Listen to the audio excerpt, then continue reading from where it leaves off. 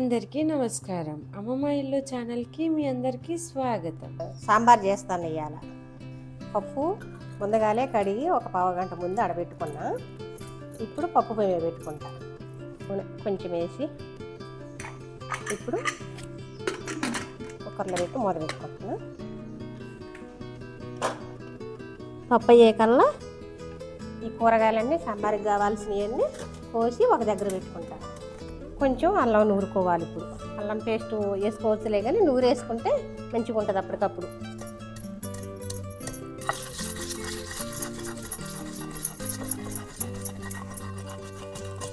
మొత్తం అయింది.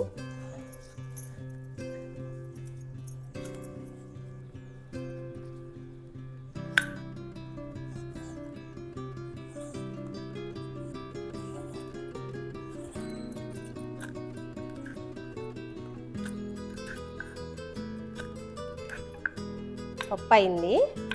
సొరకాయ ముక్కలు కోసుకొని అన్ని కూరగాయ ముక్కలన్నీ కోసుకొని ఆడబెట్టుకొని సాంబారి మొదలు పెట్టాలి. ఇక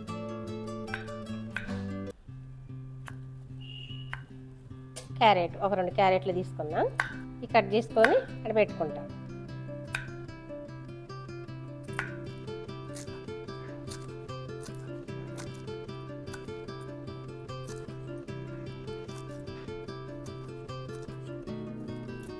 గిన్నె పొయ్యి మీద పెడుతున్నా, నూనె పోస్తున్నా. ఒక 2 పావులు పోస్తే సరిపోయింది. ఆవాలు, జీలకర్ర, పచ్చిమిరపప్పు, పచ్చిమిర్చి 2,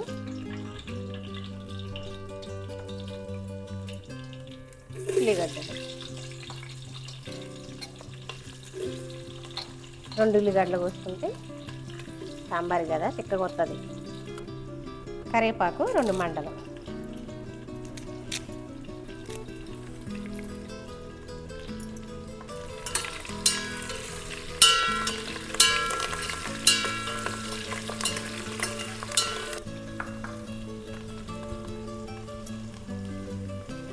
ములక్కాయలు,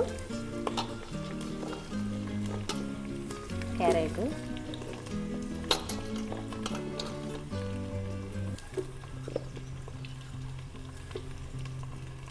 సొరకాయ ముక్కలు. ఇవన్నీ కూడా మంచిగా ఎర్రగా మగ్గిన దాకా నూనెలో దిప్పుకోవచ్చు.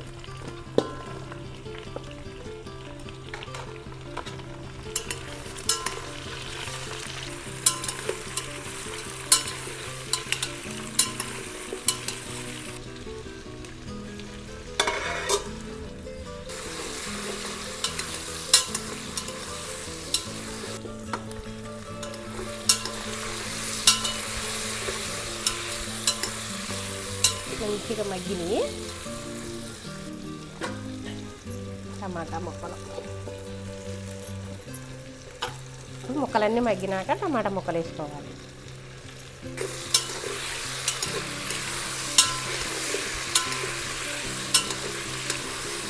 ఇప్పుడు అంతా కలిపుకొని అంతా మగ్గేసి మంచిగా మగ్గినాయి, ఎర్రగా మగ్గినాయి ముక్కలన్నీ దగ్గరకు మగ్గినాయి.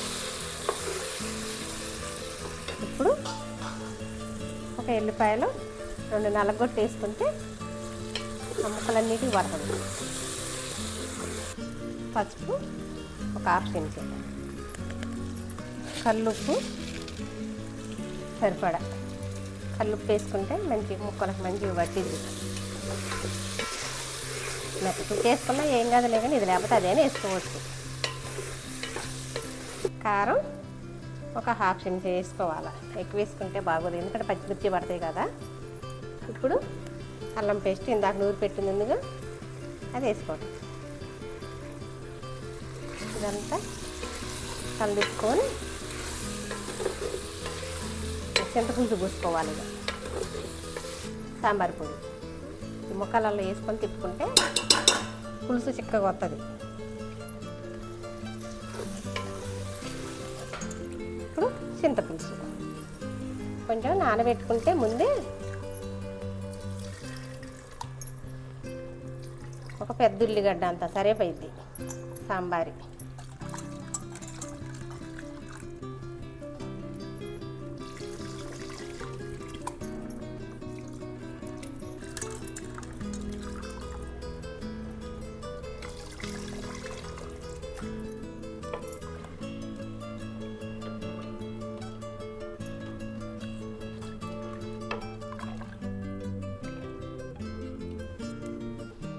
ఇప్పుడు కాసేపు మొదలుపెట్టేసుకుందాం.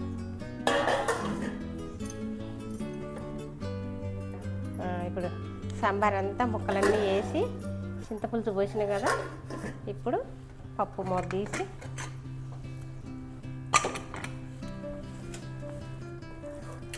మెత్తగా అయిందిలే పప్పు. ఎట్లా అనుకుంటే అంతా మెత్తగా అయిపోయింది.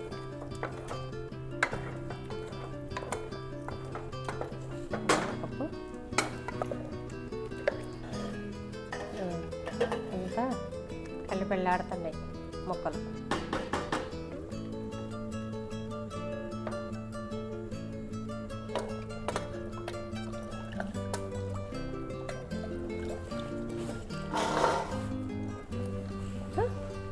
పప్పు పోతాను. పప్పులో కొన్ని నీళ్ళు పోసుకొని వాటి అదంతా కలిపి ఇట్లా పోసుకుంటే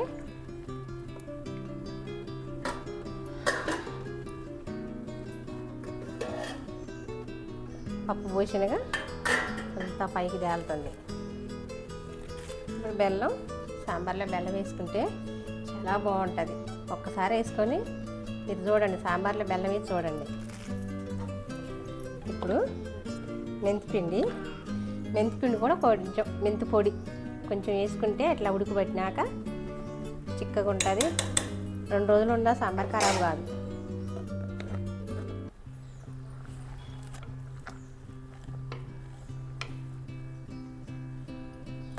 కొంచెం ధనియాల పొడి కూడా హాఫ్ చెంచా వేసుకుందాం.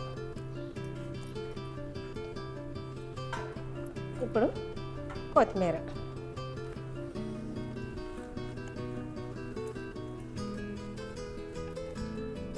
లాస్ట్లో కొత్తిమీర వేసుకుంటే సాంబార్ అంతా మంచిగా వచ్చేసింది. కొత్తిమీర కూడా వేసిన సాంబార్ రెడీ అయింది. ఇంకా దింపేద్దాం. ఇక గ్యాస్ ఆఫ్ చేసుకొని